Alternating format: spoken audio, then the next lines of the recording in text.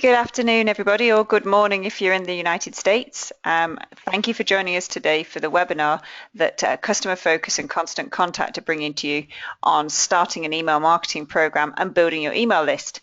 My name's Liz Wilson. I work for Customer Focus, and I'm going to be largely stepping back today and letting the very experienced and very knowledgeable Tamsin Fox Davies from Constant Contact tell you all about this subject. I will be monitoring the questions, so if there's an individual question, I'll be answering it as we go through if I can. If not, Tamsin's going to stop a couple of times during the presentation and answer anything that I wasn't able to cover. So just as a starting point, bit of housekeeping. On the right-hand side of your screen, there is a questions panel. If you could just let us know that you can hear us, that would be a great starting point. If you could just say yes or something in that panel, that'll make us feel very comfortable. Yes, thank you so much, guys.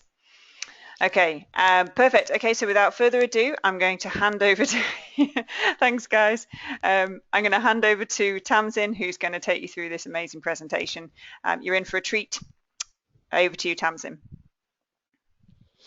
Thank you. It's absolutely my pleasure to be here. As Liz mentioned, I'm going to be talking to you really about how to build a successful email marketing program from the word go. So there's probably going to be some things in here that you've already done if you've been doing email for a little while, but as we go through, you'll probably find that there's more and more that could apply to you. And you know what? If you know all of this stuff already, that's great, and I just hope that maybe I jog your memory or maybe give you an idea about how to do things differently. If everybody leaves this session with one thing that they could actionably do to improve their email marketing, I will be a happy girl. So I hope that works for you. As Liz mentioned, I'm with Constant Contact, and I'm just popping up my contact details on the screen there for you. So if you want to get in touch with me, please go ahead, hit print screen to save what's on your screen right now. The best way to get in touch with me is via Twitter. And my role at Constant Contact is as a small business evangelist. So I'm based in our London office in the UK, and my role is educational. I go around conferences, do webinars, meet our customers, meet our partners, and both share our best practice knowledge that we have amassed over the 650,000 plus customers that we have globally, but also actually learn what's happening in the marketplace as well, learn what issues that people exactly like you are having with their marketing, and then seeing how we can help. So it's a great job. I absolutely love it. I've been with Constant Contact for a little bit more than 3 years, and before that I was a Constant Contact customer and a business partner of Constant Contact as well. I was running a small marketing consultancy and helping small businesses to do their marketing better, more effectively, more cost effectively, very importantly as well. So please go ahead, ask me questions, as Liz said, as we go through. Type them into the questions box, and you might well find that it's going to be something that either I've dealt with before or that one of our customers had, but even if they haven't, and I'm not sure, I'm sure I'll be able to get you the answer, because there will be somebody in our wonderful organization that will know the answer, and I promise that I'll get that for you. So if you've not heard of Constant Contact, I'll just explain what we do, and we're really excited about our partnership with Customer Focus, by the way, because I think just the two sets of tools work brilliantly well together. If you haven't heard of Constant Contact before, we are a software platform. It's very cost effective, and we charge by the number of contacts that you have in your account. And with those contacts, what you can do is you can do email marketing, which is going to be our focus today. So that includes things like sending out newsletters, setting up autoresponder series, which is, where you see these things where it says, oh, get our free 7-day e-course. Then you can do that kind of stuff with us. But you can also do things like setting up events, selling tickets, getting information back from your customers and your audience in the form of surveys. You can run standalone promotions, and you can do things like promoting yourself on Facebook as well. So we've got a whole set of Facebook related tools. So all sorts of different stuff. It's all in there. We would love for you to try us out, and I know that later on Liz is going to explain to you how you can do that through the partnership that we have with Customer Focus. But that's all that I want to say about us for now. First of all, I want to ask you a question.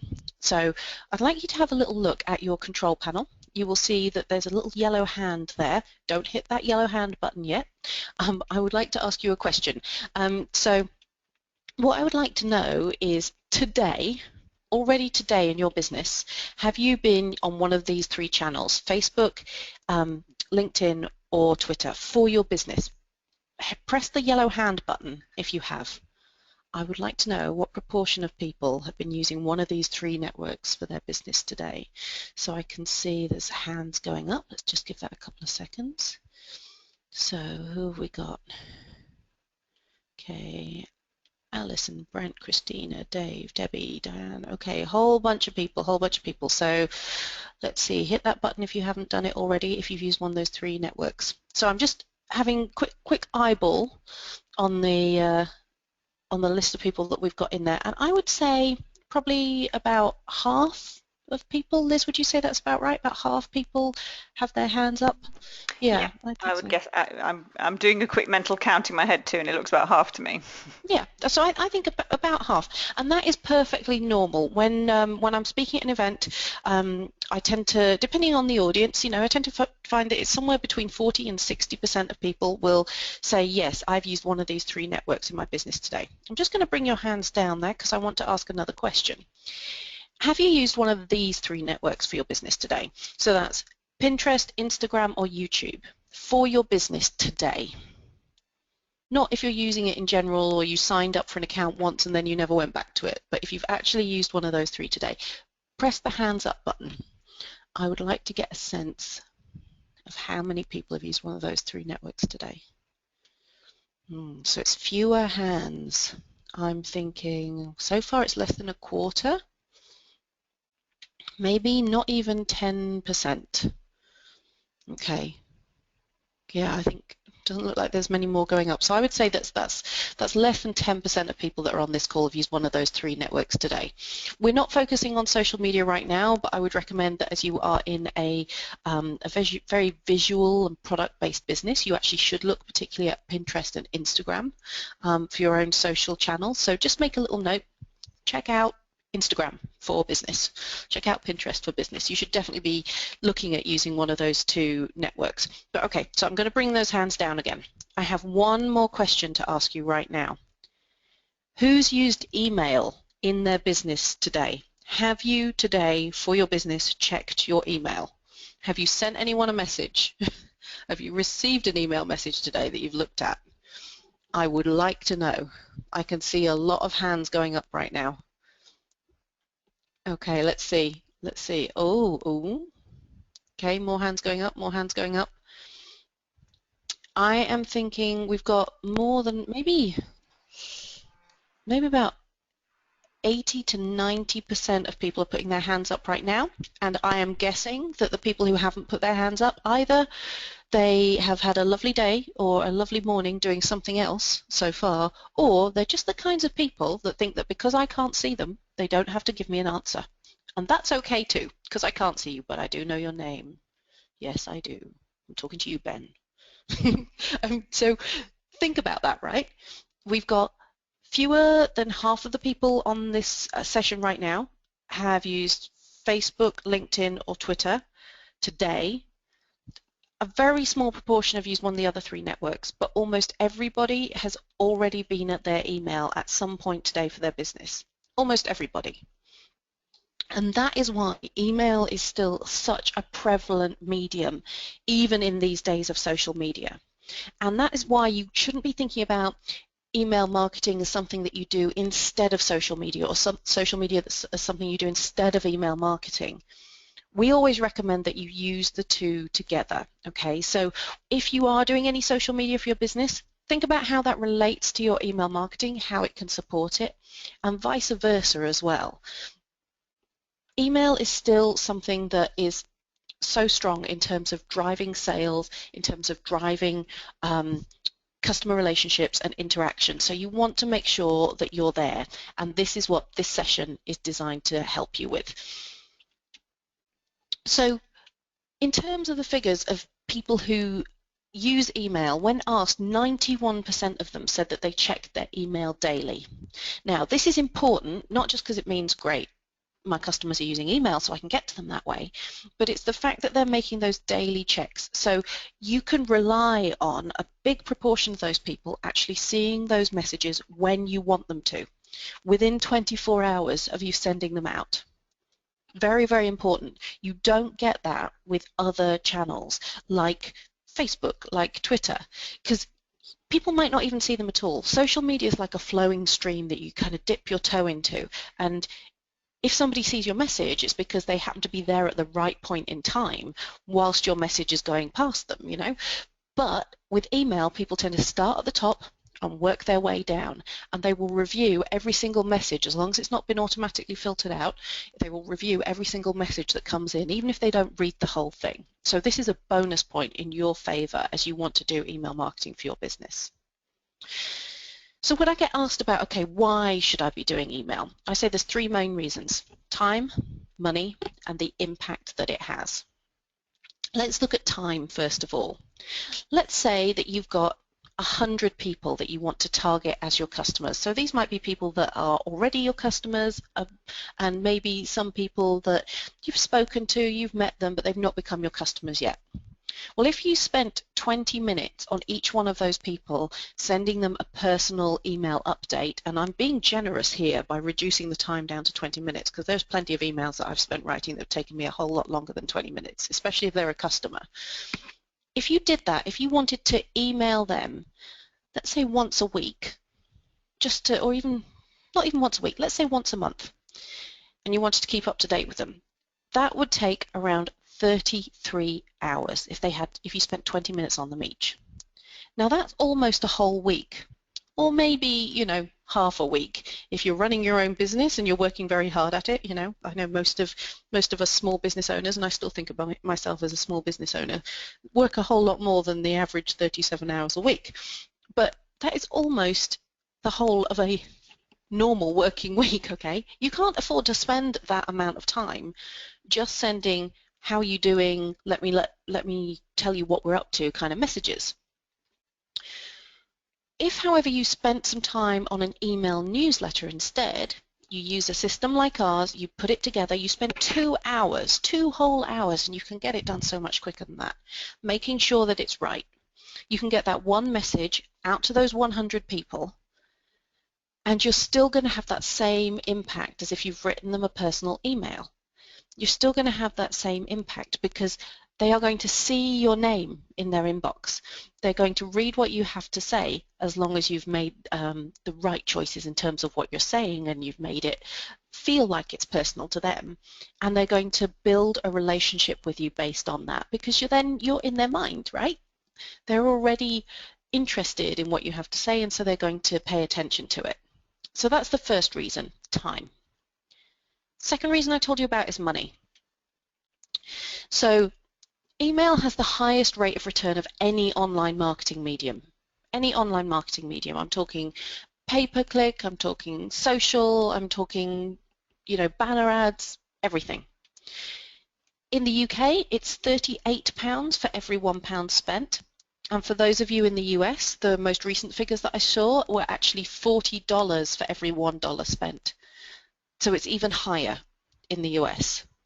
Now, if there was a bank where you could take in £1 or $1 and they would give you back either 38 or 40, £38 or $40, everybody in the world would bank at that bank. And what we would do is we would go in, we would put our money in, we'd take back our increased money, our £38 or $40, and then we'd go back to the back of the queue and we'd wait in line to go and put our money in all over again. If we could get those kind of returns, we'd just keep hitting that button. Well, you can do this with email marketing. People actually do make money from it. People do buy from it. And that's what I want to tell you about in terms of impact. 76% of subscribers made a purchase from an email marketing campaign when they were asked about it by a company called Smith Harman, who did a survey on email habits a little while ago. So they said to people, have you ever subscribed to an email marketing newsletter? And they said yes. And of those people, 76% of them had bought something as a result of subscribing to at least one email newsletter. I've bought stuff from email marketing campaigns. I have, and that was way before, you know, I even got involved in the industry too. And I think there's a bit of a knock-on effect here as well. People are much more comfortable these days about buying online, and the extension has come from online shops and websites into email. We see that as being part of the process as well. And also people are getting more comfortable about buying from social media too, but it's not yet at these kind of high levels that you see with email. So time, money, and impact, that's why you need to be doing this.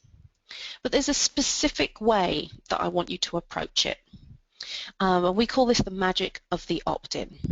I want you to think about how you can persuade people that they should opt into hearing from you. So you want to be talking to people in your emails where they've put their hand up and they've said, yes, please, I'm interested in what you have to say, I'm interested in what you're doing, and I'm keen to hear from you. And why is that important? Well, it's because you do not want to be spamming people. First of all, spam does not work. I have never bought anything from a spam email, and I'm someone who buys stuff from emails, right? You, I'm sure, have never bought anything from a spam email, unless it's like fake Rolexes or Viagra, because I tell you, the amount of those kind of spam emails I get, they must be getting something out of it, but even so, they are sending to millions and millions of people, and somebody, somewhere, might just click often enough to make it worth their while. But that's not the kind of game that you and I are in. We don't have databases of that size. And also, we're probably not going to, because we don't need them. We don't need to be working at that volume because we're not spammers, and we're going to be working with people who want to hear from us. Spam damages your brand. If somebody sends me an email that I have not requested, and I'm not talking about those, hello, I saw you on LinkedIn and I would like to talk to you because kind of emails. I'm talking about just these ones that, and I find it really hilarious. You know, I work for Constant Contact. We're an enormous digital marketing company. And I get these ones that are, hello, I have seen your website and thought you might want some help with SEO. And it's like, really, do you think we don't have a department for that? But people do this, right? It doesn't make me think that they are going to be very good at their job. It doesn't. It makes me think that they are people who are desperate and not professional either. So don't do it. Do not spam people. Unless they've opted in, do not be messaging them. And then the third thing is that spam is in the eye of the beholder. So here's what I mean by that. You might have a legal right to contact someone because they opted into your subscriptions at some point in time. Or in the UK, you can legally email business to business if it's unsolicited. But I still don't think that that's the right thing to do. And here's why. If I've opted in to hear from someone based on the fact they've said, I'm going to send you my weekly offers, or let's say monthly offers, or monthly newsletter with offers. And I go, okay, I want to hear from you every month with special offers. And then I hear from them 2 or 3 times a week. To me, that's spam, because that's not what I've asked for. That's not what you told me I was going to get, and it's not what I'm ready for, okay? So you have to make sure that not only are you getting people to let you know that they want to hear from you, but also that when they do so, you are respectful of that and you work with their expectations and you give them what they want, because that's when they're going to become loyal subscribers, they're going to read every time, and they're going to take action on the messages that you send. So how do you get people to opt in? How do you get people to say, yes, please, I would like to hear from you? Well, people will sign up. I promise you that they will. But here's the thing, you have to actually ask.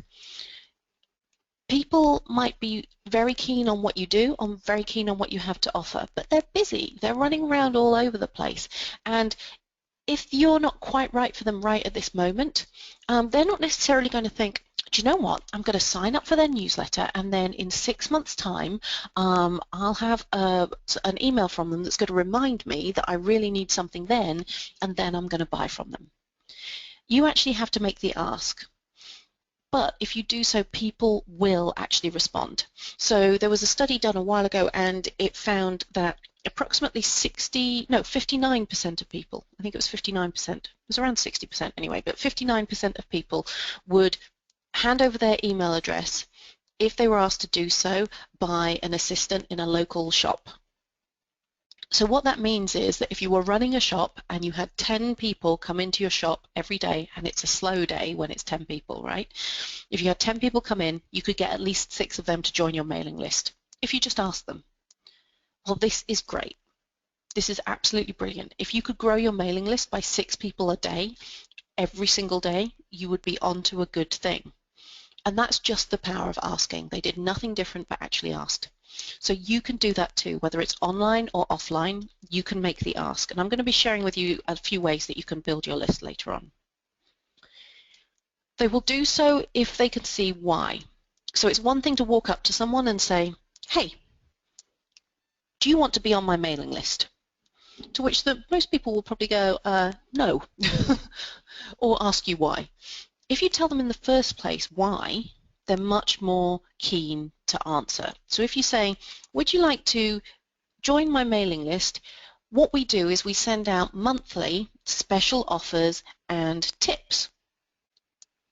They might think about that, and then they're going to say yes if they're interested. If they say no, they're probably not a good prospect for you anyway, okay? But you've got to actually explain what's in it for them. So when I ran my own business, I used to send out an email every single week, and the sign-up box on my website said free weekly marketing tips. Get free weekly marketing tips, in fact, and I just asked them for their email address below that. And people knew what it was. They knew it was free, they knew it was weekly, they knew it was marketing tips. So if they wanted that, they'd sign up. And you want people to feel safe as well. So something that we have in Constant Contact when you're creating your sign-up boxes, it will say underneath the sign-up box, powered by Constant Contact, and then safe unsubscribe, okay, which gives people the feeling that actually their data is being managed appropriately. I always think it's a good idea as well, underneath your sign-up boxes or when you're collecting information at an event, always to actually tell people, we will never sell or rent your information. Tell people that their information is safe with you and you're not going to do anything with it except for contact them based on what they want to hear about. So let's look at some of those list building ideas that I mentioned earlier. And here's the thing, right? I want you to think about how you can be building your list on a daily basis. And this is possible. I promise it's possible. And you don't have to have a physical shop in order to do it, because I know that most of you probably don't. But what you want to do is you want to think about every single time somebody who could be a customer comes into contact with you, how are you going to entice them to sign up, to receive your regular communications, and to keep in touch with you on an ongoing basis. And I'm going to share a few things that should work for everybody, and you will probably find that as you think about it, there are a whole lot more that you can come up with on your own. So number one, add a join my list form to your website. You want to make sure that this isn't just on your contact us page, because if I want you to send me something, I'm not going to go to your contact us page, right? And also you don't know where somebody is going to be on your website when they decide that they want to hear more from you. So I would recommend getting a button or a box or a link on every single page of your website. And it's not hard to do, and it doesn't have to be intrusive. But make sure it's up there. So when people are looking at your stuff online, they can join your list if they want to. Another really, really simple thing to do, add a link to your email signature that invites people to join your mailing list. Ideally, tell them why. So get our monthly offers is a great one. If that's what you're going to send out in your email, tell them just what it is and add a link in there. And then think about your social channels. How can you get the people that connect with you online in other places to actually sign up with you? So if you have a Facebook page for your business, you can go ahead and use our free Join My Mailing List app. Just go into Facebook and in the search bar at the top, type in Constant Contact Join My Mailing List and it'll pop up. And it means that on your Facebook page, all the time there is a box there that's going to be collecting email addresses. So if people want to hear more from you, they will sign up there. And then think about something that is shock horror, not a technological solution. Think about having a paper form with you where it's appropriate. For example, if you have an office and customers come into your office, make sure that whoever looks after people as soon as they arrive, your receptionist, make sure that they have a printed sign-up form for people to fill in. If you do events, trade shows, you've got a speaking slot at a conference, you're running a workshop, anything like that where you're out and about and meeting people in person. Another great thing to do there is to have a sign-up form. And it only needs to record their email address and their first name. If you want to, you can record their last name as well, but don't get overexcited about trying to get, the date of their car insurance renewal and their inside leg measurement. You do not need all of that information from people. People who are really into data, they want to know more, but you don't need it, because until they become a customer, all that matters is that you can talk to them. Once they become a customer, or that they say that they're interested in buying from you, then you can update it a bit more. But at first, all you need is that email address and their first name. And the key is to get ready with what you want to say in order to entice them to sign up, and just ask. And this is something that I'd like you to make a little note of right now, is to prepare my pitch. Write it down on your notepad. I know you've probably got one right there. Right, prepare my pitch. And it makes it so much easier to get people to sign up with you if you've prepared it, if you've tried it. And the key here is to tell them what's in it for them. It's that simple. Tell them what's in it for them, and then ask them, would you like to receive that? That's all you have to do. And if you're feeling really fancy, at the end you can say, you can unsubscribe at any time. Really, really simple. So write down, prepare my pitch. You need to tell people what they're going to get, ask them if they want to sign up, and tell them they can unsubscribe at any time. And that's it. But just make sure that you ask, and you will get those people signing up. Liz, before we move on, have we got any questions that I should be answering right now? Okay, so a couple of people have asked if the presentation will be available. Yes, it will be available. It's being recorded, so this will be distributed amongst everybody on the webinar today.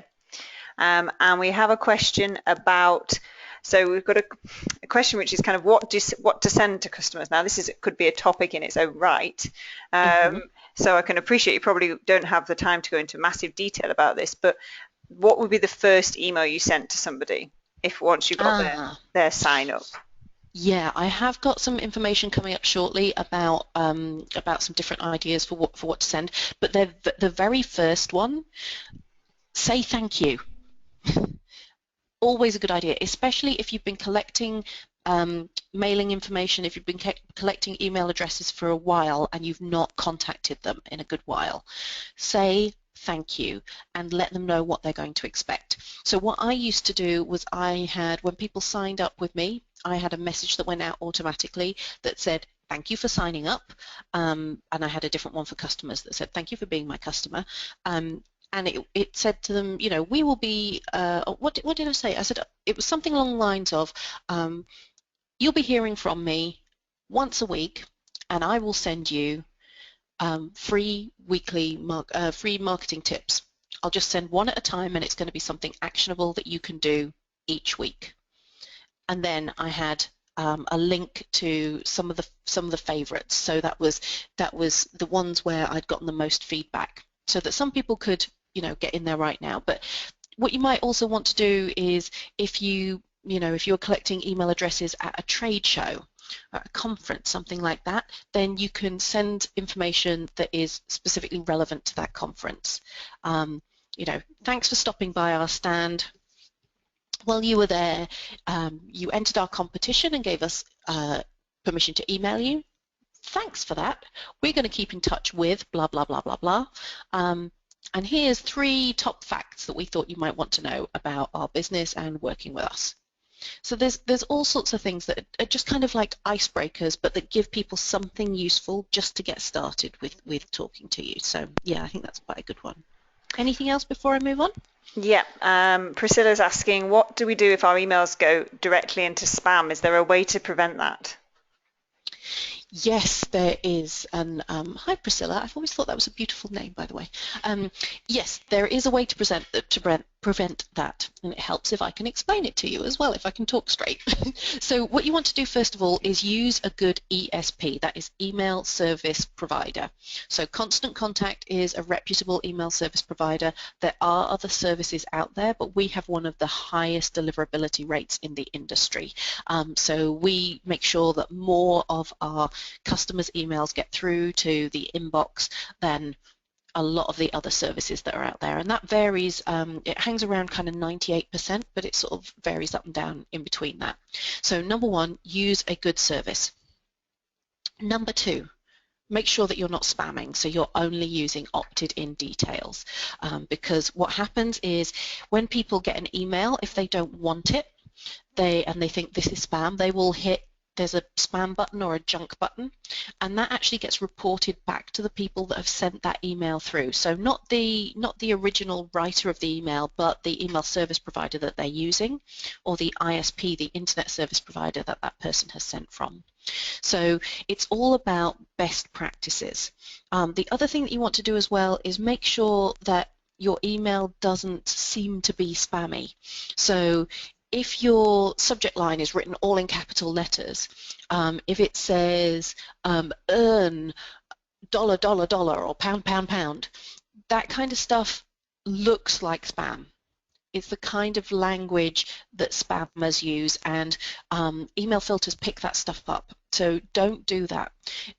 You will naturally know whether it looks spammy or not, but what you should also do, if you can do, is get someone else to look at it, or use a spam checker. So there is one built into Constant Contact. There's a button that you can press in the editor when you've finished creating your first your email. You can just hit it, and it will flash up red, amber, or green, depending on the level of spam risk that you've got. And then there's one final thing that is going to sound counterintuitive, but there is a thing called a permission reminder.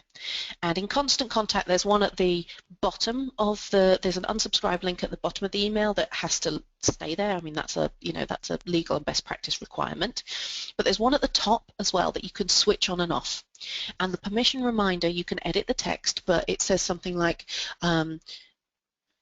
just reminding you that you're receiving this because, and then whatever your reason is, you signed up with us online, we met you at a conference, whatever you want to type in. If you would no longer like to receive our communications, please unsubscribe here. And then it's got an unsubscribe link. Now, if that sits at the top of the email and it's really, really easy for people to see, they are going to use that link rather than hitting the spam button, because what a lot of email recipients will do is that they see the spam button, the report spam button, as just being an easy way to opt out without having to click links and go, find the link at the bottom of the email, then go through to the website and then decide that they want to unsubscribe and blah, blah, blah. They see it as an easy way out, and I genuinely think that most of them don't realize that that affects the score, the deliverability score of the person that's sending that email, and it affects your business. So the more you actually offer people the opportunity to unsubscribe, the less likely they are to mark it as spam if they don't want to receive your emails, but secondly, the more likely they actually are to stay subscribed because they feel safe and they feel like they can get out at any time. It sounds a bit weird, doesn't it? But it does. It makes people feel safe. That's something that we've tracked through studies that we've done as well. So that's what I would say right now, Priscilla. Liz, are we okay to move on and take more questions towards the end? Is that all right? That's absolutely fine. For the other people who've entered questions in, we're not ignoring you. We'll just come to them at the end of the session. Because you might find some of them get answered anyway. So yeah, but we're definitely going to make sure that we do get to your questions. Okay, so I want to share with you the top 5 problems that I see and how to remedy them. And these are basically my pet hates. So you're getting a little insight into my psyche right now, and I see a lot of marketing emails, a lot. So trust me, if these things bug me, they're bugging other people, and if you do them, they are not helping your case. So I'm going to share with you the problem and then show you an example of someone who's overcome it. So number 1, top problem, dull content. I do not have time or the inclination to receive boring emails. I don't care. I don't want your newsletter in inverted commas. I want your email that is interesting and engaging and shares something useful with me that I've actually asked to receive. But I see so many people, either they send the same thing week after week or month after month. It's always an offer on this specific product, or it's just always offers, period. I mean, there's so much more interesting stuff out there, or they're just sharing company news but not in a way that's interesting to me as their potential customer. This example is from one of our partners who you may actually have met at the Trade Only conference in January. Sam Bailey runs a company called Silver Compass Digital, and he did a great session on social media and using social media to sell. Now, he sent me this email. I received it, I think, on Tuesday this week. I'm subscribed to his mailing list, and he's only been running his company for a year. And instead of saying, "Hooray, bully for me, I'm at my 1-year anniversary," and leaving it at that, what he did was he wrote a blog post that he's linked to from this email, and it's called "The Lessons You Learn After 1 Year in Business." So he's thanking people for supporting him in the text that's there, which, hey, great, that's making it about me, the reader. And what do we like to hear about? We like to hear about ourselves, so that's good for a start. But then instead of just sharing that he's been in business for a year, he's actually giving me useful information around that, and he's inviting me to share in the lessons that he's learnt. And because he's a smart cookie, some of those lessons are directly related to things that you can then go and buy from him in terms of his services as well. So think about that.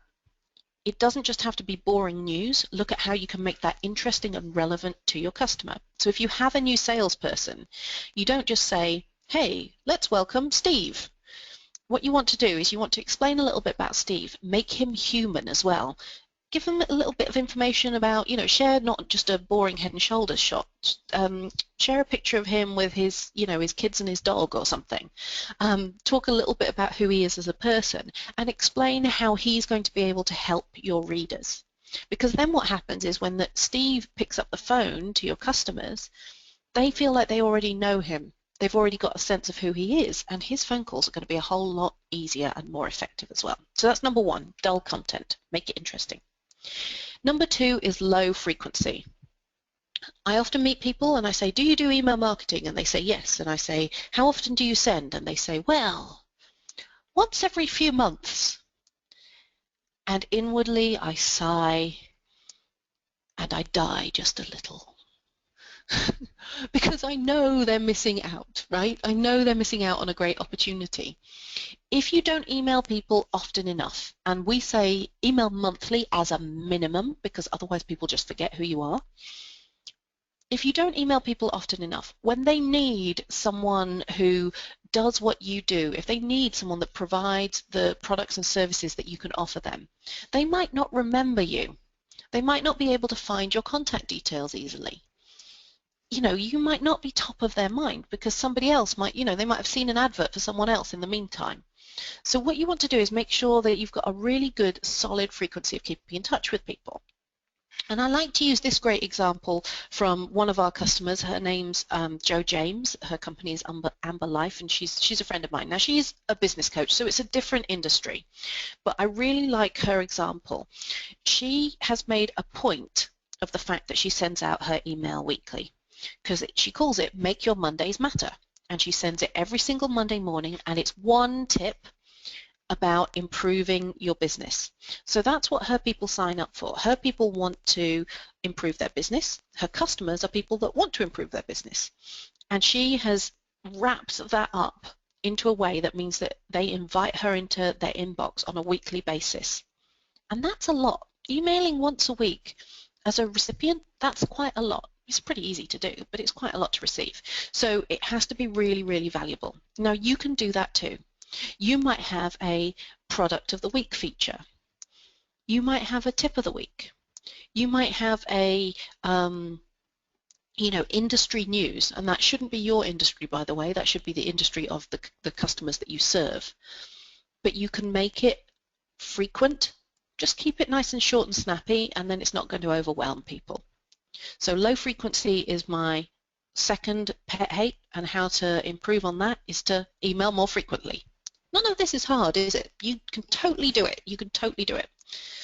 So the third thing that I hate is people who are too salesy.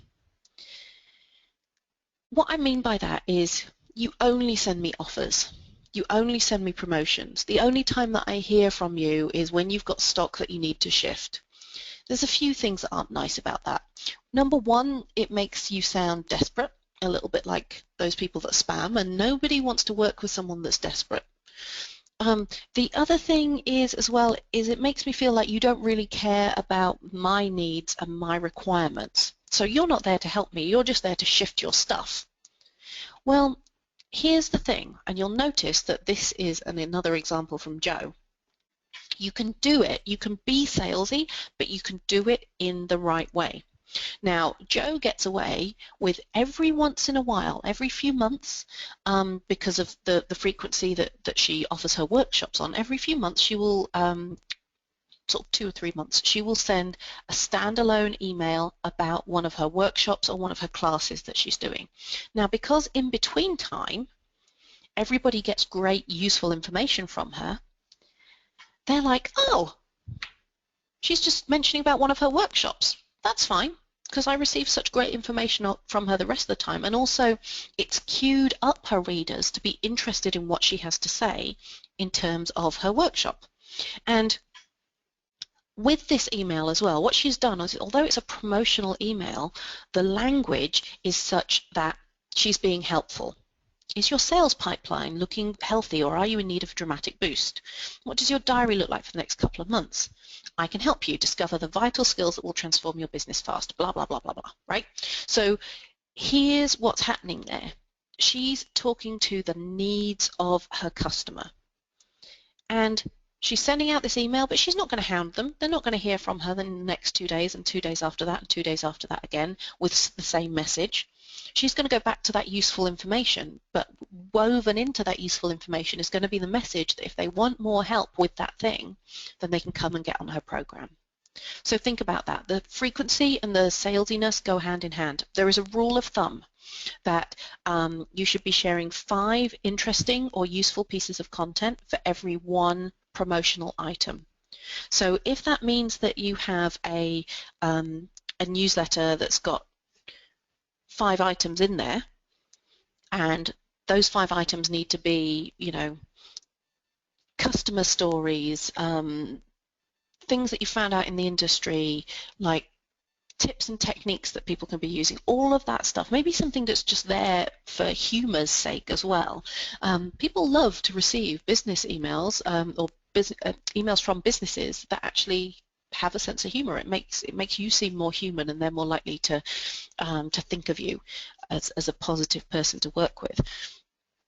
You can then have a promotion at the bottom or a promotion in between the good content emails that you send out. But if it's just sales all the time, even when you're in a product-based business, people don't want to know. And then my number 4 complaint is when people send out an email and it's just one big image. Now, oftentimes this happens because somebody's had a really nice ad for a newspaper or an online publication or a leaflet created by the designer, and it looks beautiful, and it says, you know, our latest offers are such and such, such and such, and here's what we're doing, and all of that kind of stuff. So come and see us at the trade-only conference. And what they do is they just go, oh yeah, we'll send that out by email, and they slap it into their email and they send it out. The problem with that is that if you have visual impairments, or if you do not have images automatically enabled in the email program that you receive emails in, your message is not going to get seen. It's not going to get seen by that person. And something like 67% of people still don't automatically enable images. People have to go into their email and say, yes, I want to receive, I want to download the images for this email. 67% of people, and that's higher in business to business as well, because that's across business to business and business to consumer, and you guys are business to business, right? So you don't want to use all image. You want to have images interlaced with text. And we did a study recently at Constant Contact. We found out that 3 is the optimum number of images to get the most interaction. So here's an example from a customer of ours called Gecko Clothing. They're a product-based business, and they have just launched a new children's clothing line. Now, they have a great designer on their team. They could have shared something that was just one big image, but they didn't do that. So look at what they've done here. You've got the 4 items at the top that people can buy. And I've taken a slice out of the middle of their email, by the way. That is one long image across the middle.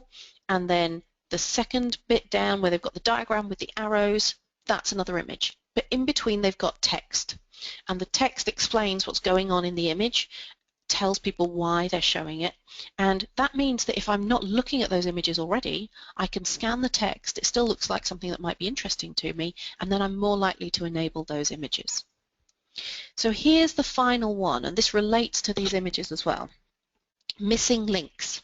We have been trained by the internet to click on online images, and we expect something to happen as the result of that.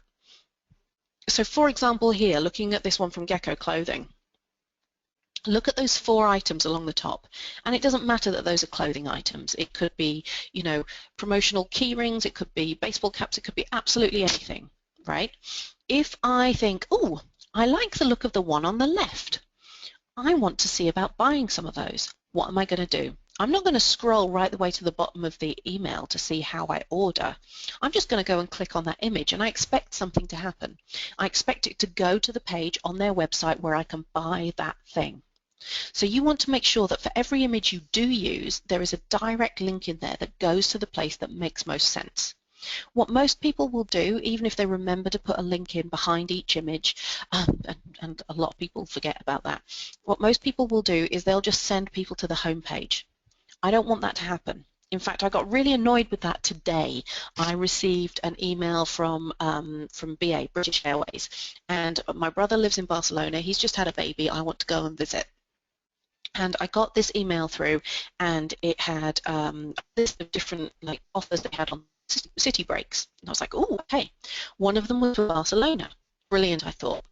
So I clicked on that link. Now, they had several different images on there with links to different cities. I clicked on the Barcelona one. Where do you think it went? Liz, where do you think that went? Rome.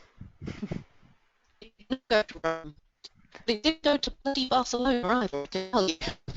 It went to their whole city breaks page, where I then had to put in a whole bunch of different filters to try and find that Barcelona information. It just annoyed me, frankly, because then the thing that I was actually looking for, which was a very, very specific offer, I couldn't find it anyhow. Don't do that to your customers. Don't do it. Make it really, really simple. So those are 5 problems, and I want you to make sure that you do not fall into those bear traps, okay? It's really easy to overcome this stuff if you know to avoid it in the first place. So I've got 3 simple steps that I want to share with you. First of all, get your contact list together. Now, even if it's just 5 people, let's say you've just started a business, you've only got 5 customers, that's fine. Get those 5 people, put them on your email list. They are your customers, so you are legally allowed to contact them, but let them know that it's going to happen if you haven't emailed them before. But get that list together. I want you to create and send just one campaign. And the important thing is that you don't just create it, you actually send it out. And remember, it can be really short and sweet. And then number 3, I want you to see what happens. If people liked it, if they clicked on your links, if they opened your emails, if they placed an order, do more of what works. Listen for the feedback. So if somebody phones you up as a result of sending that email, even if it wasn't specifically related to the email, if you can track it back, that's brilliant. So those were my key tips. Those are my key actions. Liz, I know you wanted to talk a little bit about the partnership that we have and how people can get started. Do you want to do that before we go back to the rest of the questions? Yeah, so I don't know. There's a mix of people who are customers of Customer Focus and people who are not on the webinar. But very quickly then, just so you guys know, you can sign up for the Constant Contact program via Customer Focus if you wish. We do offer a discounted price for people who are using our Customer Focus Ultimate system. And we can also offer you sign-up programs just the same price as if you went to Constant Contact, to be fair. It includes, the pricing as you can see is very economical. It includes unlimited emails to 500 contacts, all the mobile, it does include mobile optimized templates so that people can review emails on their phones. You'll get live support from the Constant Contact team, and there's no contract involved. So if you want to try this service out, see how it goes, you can cancel it at any time. The URL for signing up, the website address is at the top. It's just customerfocus.com/constant contact.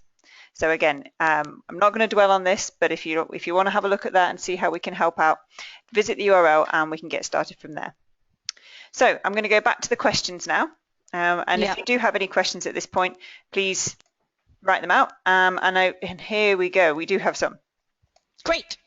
Okay, so from the top, well, the first starting point, can you do more than 500 contacts? That's from Priscilla again.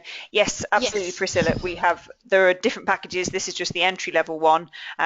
We'll come back to you guys regarding the other options available to you. Yeah, but just to explain very briefly, basically the pricing just goes up in chunks. So I think it's up to so it's 1 to 500, and then it's 501, I think, to 2,500, and then like 2,500 to 500, and so as your contact database increases, you go up those tiers. If you end up deleting some people, so let's say you do a bit of mailing list management, you get rid of your old customers who have all closed down, for example, then your pricing comes back down as well. I've got a question from Robert who's asking, will Constant Contact provide us with reports telling us all the people who reported our email as spam? Yes, so Constant Contact reporting, which I will be showing, I think, on a later webinar, because we're going to do one, aren't we, where I show you inside how it works. So I will cover reporting in that. But yes, so our reporting's quite clever. So it shows you how many people have opened your emails and how many people have clicked on your emails. It will also benchmark you against our other users, and you can drill down into to see whether you're doing better or not as well as some of the other people, and then we give you tips on how to improve your open rates, your click-through rates, and it will also show you if anybody has unsubscribed or has reported you as spam as a result. So what happens there, if somebody unsubscribes, you can go and see that very easily, and we record those details, but then they no longer count obviously towards your pricing tier, and also we store the data, but we make sure that you can't accidentally email them again, right? So if they've unsubscribed, they are taken out of the list, but that information is stored. If they mark you as spam, you will see the number of people that have done that. So, you know, if you've sent out to your list of 500 and 3 people have marked you as spam, then that will show up. So you'll see that number. Now, we do not then give you the list of people that have marked you as spam in terms of like their email addresses and everything, because what we don't want you to do, because we're looking after your subscribers as well as your business, is we don't want people who are unscrupulous, which I'm not suggesting that you do this, but people who are unscrupulous who will then say, well, I'm going to phone them up. I'm going to find out exactly why they marked me as spam. But sometimes you kind of know, and you can tell. But most of the time, it's, you know, if somebody marks you as spam, you don't want them on your mailing database anyway. And one thing that's I want to add about the reporting that's really cool is you can actually look at an individual contact and you can see which campaigns you've sent them, which ones they've opened, and which ones they've clicked on. So that can very easily tell you who your most engaged people are. So you might think, do you know what? I haven't heard from Steve for a while. He's not placed an order with us, but when you go and have a look, he's actually been consistently opening your email campaigns, and he's been clicking on different products and different links.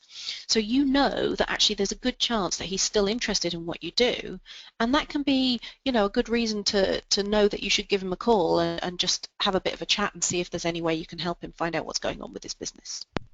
So tied into that, Tamsin, is a question of whether Constant Contact cleans your email list. So I think I would interpret that to say, does Constant Contact remove incorrect or disabled emails? Yes and no.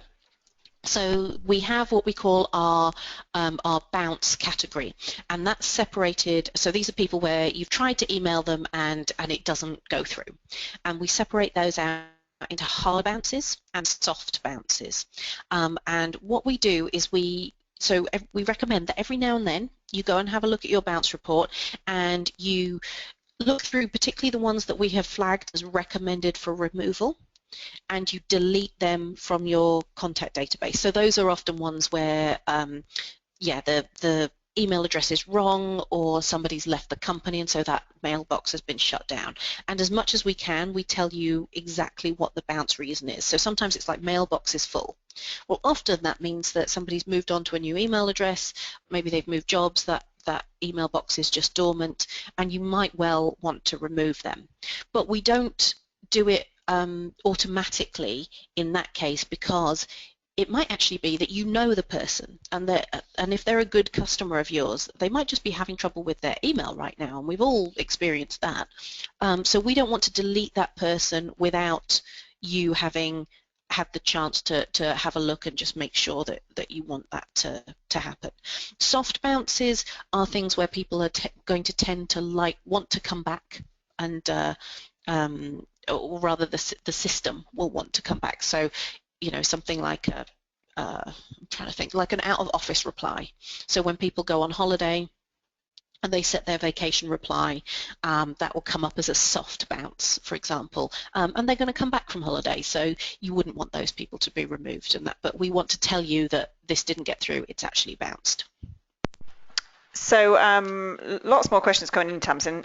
We do need to finish at 5, so just It's okay, if we I'll go don't get to fast. anybody, yeah, I was going to say, if we don't get to them all, guys, we'll definitely write back to you individually. Mhm. But what's the difference? And this is, I mean, I think I kind of assumed people would know this, but that's incorrect of me. What's the difference between open and click through?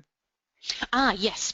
Open means somebody received the email and they just looked at the whole thing. A click through is if somebody then looks at the email and they've chosen to click on one of your links within the email. So most people, when they're looking at their reporting, they get very excited about their open rate, and open rate is good, but open rate doesn't pay the bills. What you really want are click-throughs, because your click-throughs are more like buying indications. That's people, say, clicking on a specific product or on a specific article, and then going somewhere else, wherever you've sent that link to. Okay, and are you able to report on whether an email is forwarded, and does it go as far as recording what email address the email is forwarded to?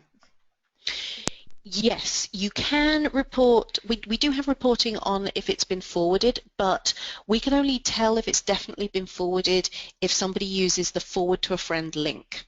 Now, most people don't do that. We still recommend you put it in because it tells people that maybe they should forward it to a friend.